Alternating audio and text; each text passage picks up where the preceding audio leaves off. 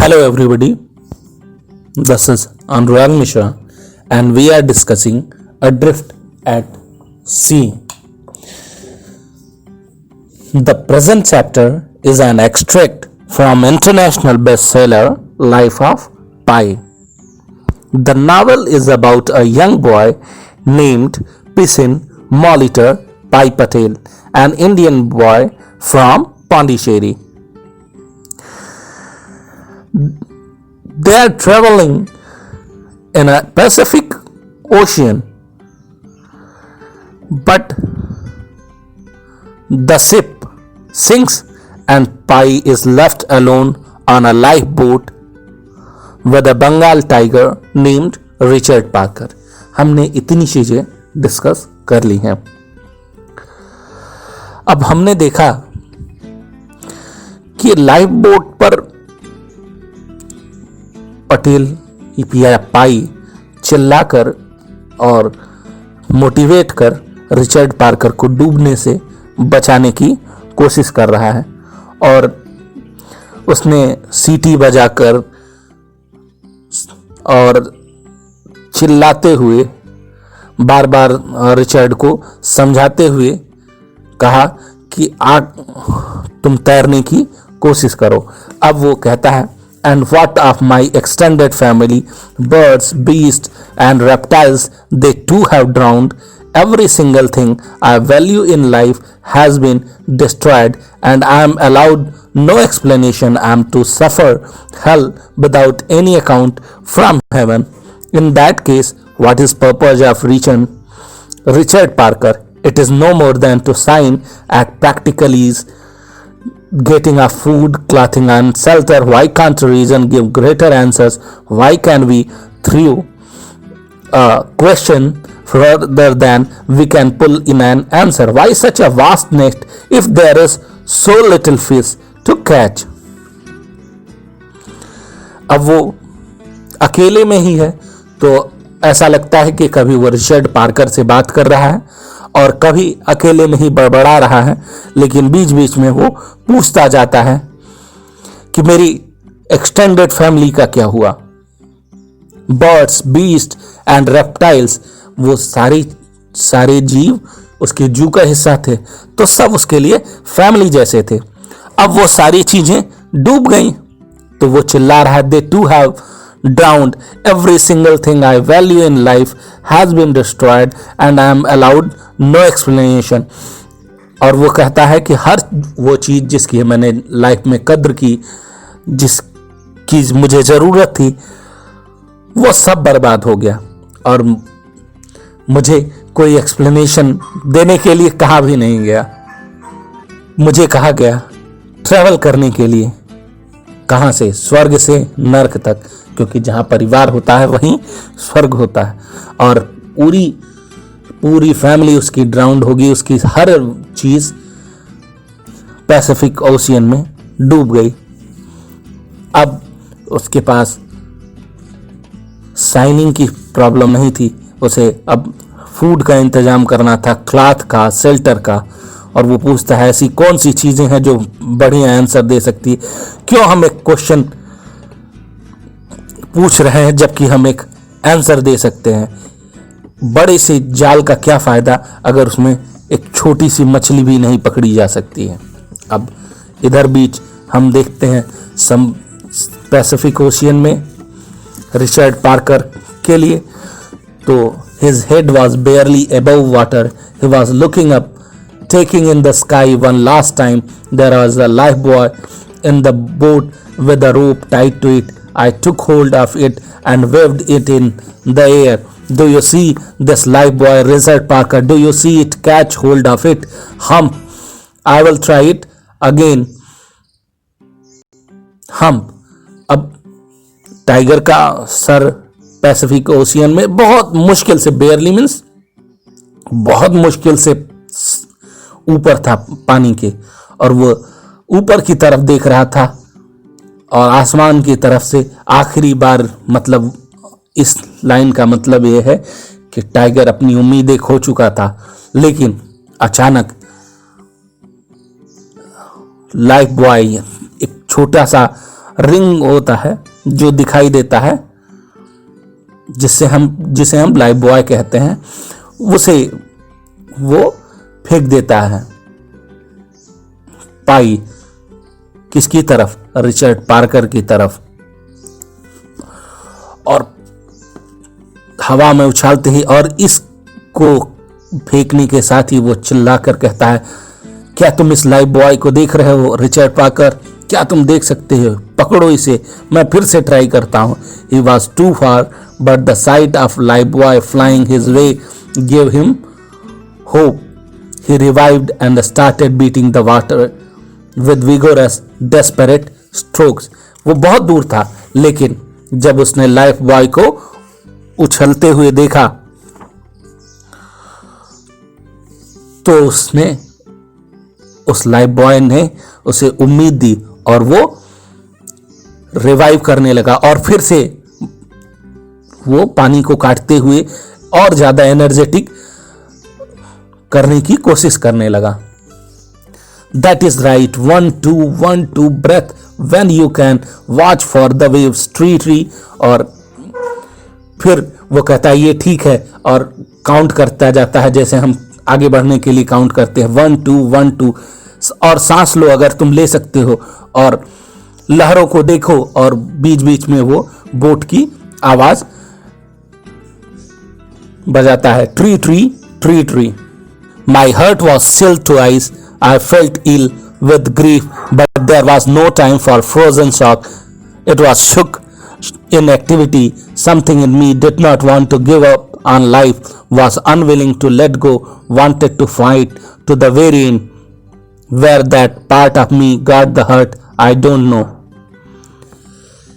अब पाई हमें बता रहा है कि उसका हृदय एकदम बर्फ की तरह ठंडा हो चुका था। मैं पूरी तरह से बीमार महसूस कर रहा था दुख से, लेकिन उसके पास इस दुख को व्यक्त करने का बिल्कुल भी समय नहीं था। वो हर समय शॉक महसूस कर रहा था, उसे एक्टिविटी करनी थी। और जो पाई है वो नैरेटर के मोड में है, तो वो कहता है something in me did not want to give up on life, was unwilling to let go, wanted to fight to the very and.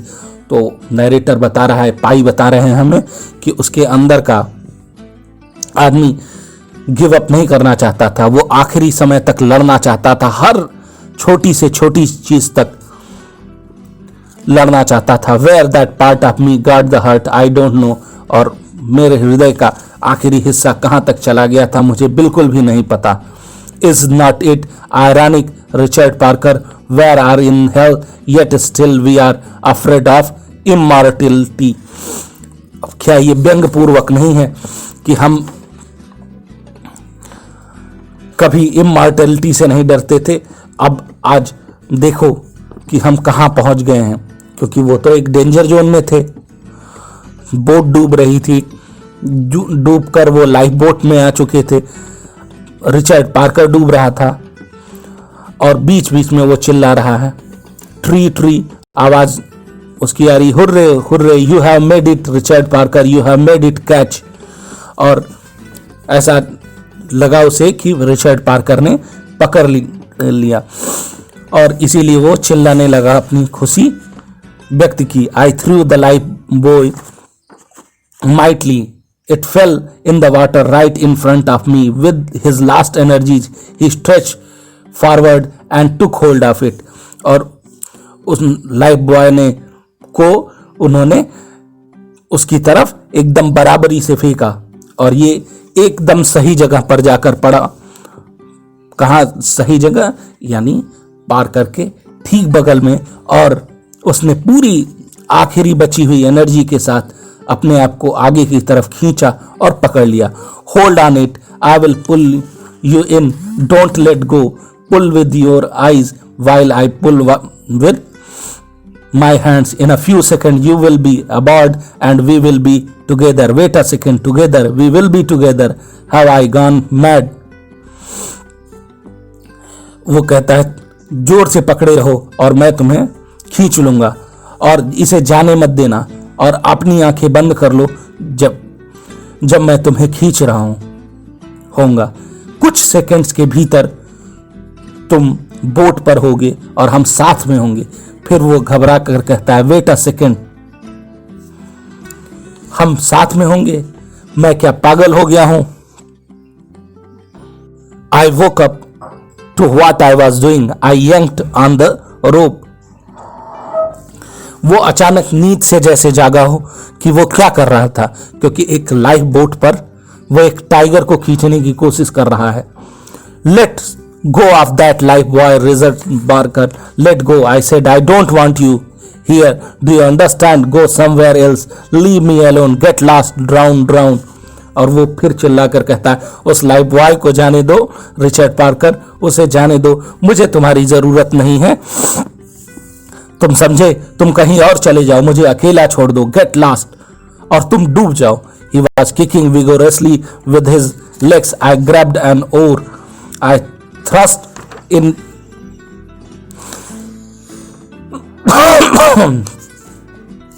it at him, meaning to push him away. I missed and lost hold of oar. और वो अभी भी तेज गति से पानी को काटते हुए आगे बढ़ रहा था और उन्होंने एक आवाज सुनी।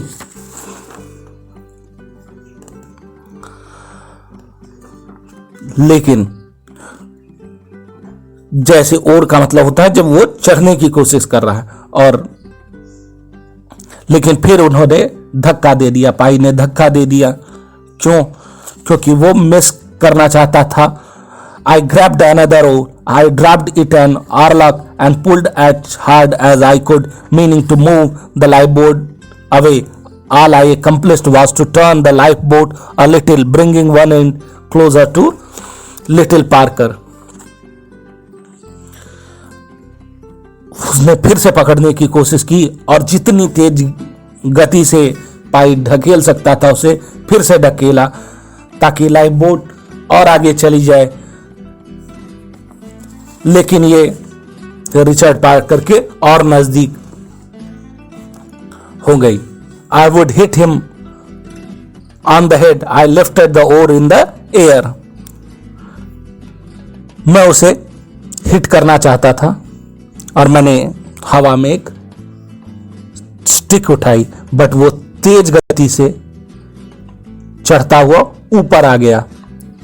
ओह my God, Ravi was right, truly I was to be the next goat. अब वो कहता है कि रवि सही कह रहा था, अब लगता है कि मैं अगली बकरी बनने वाला था। अब वो क्या कहता है, I had a wet trembling,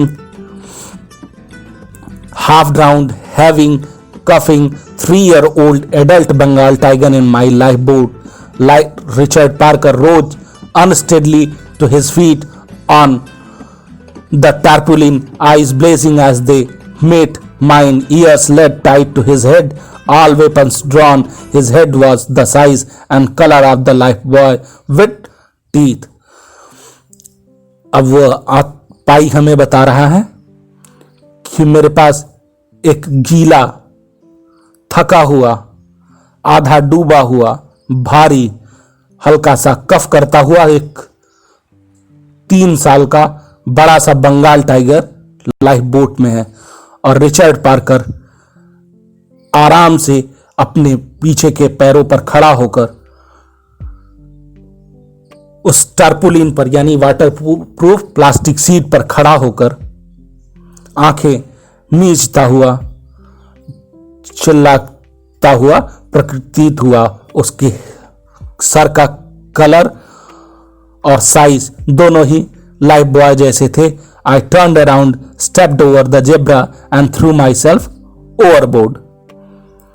अब पाई बताता है कि मैंने मुड़ा और जेब्रा की तरफ आगे बढ़ा और अपने आप को उस लाइफ बोट के दूसरे हिस्से पर फेंक दिया, यानी वहां जाकर वो लेट गया। और इस तरह से हमने ये चैप्टर खत्म कर लिया। थैंक यू एंड जय हिंद।